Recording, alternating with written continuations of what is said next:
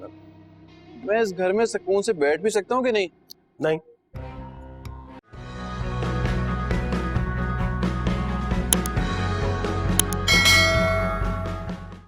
अम्मी, अम्मी, अम्मी कहाँ है? नजर नहीं आ रही। अम्मी एक कप चाय देना।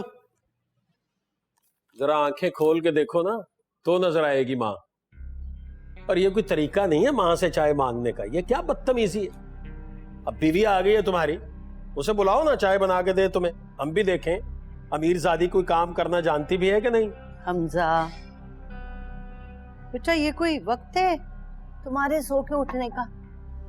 ये कोई तरीका है? शादी के बाद तो कम से कम अपनी आदतें बदल डालो।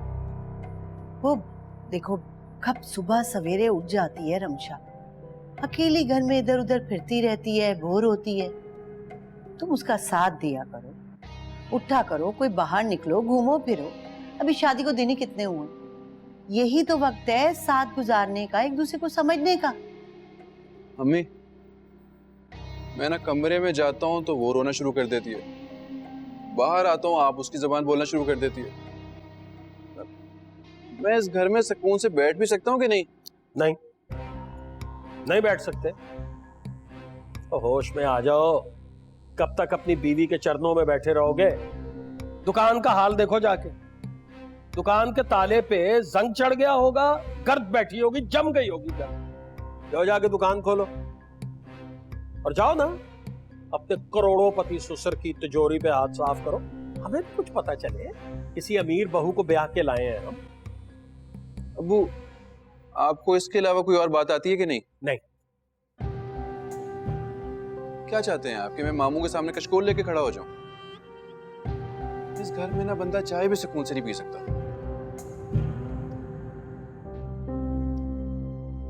हर वक्त तो आप ये जली कटी बातें ना किया करें।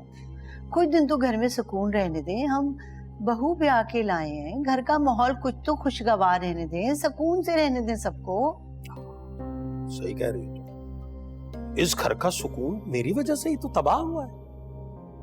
बाकी तो सब दूध के धुले हैं। तुम्हारी ये जो हरकतें हैं ना, इनकी वजह से तुम्हारी औलाद मेरी इज्जत नहीं करती, और तुम्हारी हरकतें ऐसी रहनी है तो तुम्हारी बहू भी मेरी इज्जत नहीं करेगी, निकाल बाहर करेगी किसी रोज, फिर ठंडक पड़ जाएगी तुम्हारे कलेजे।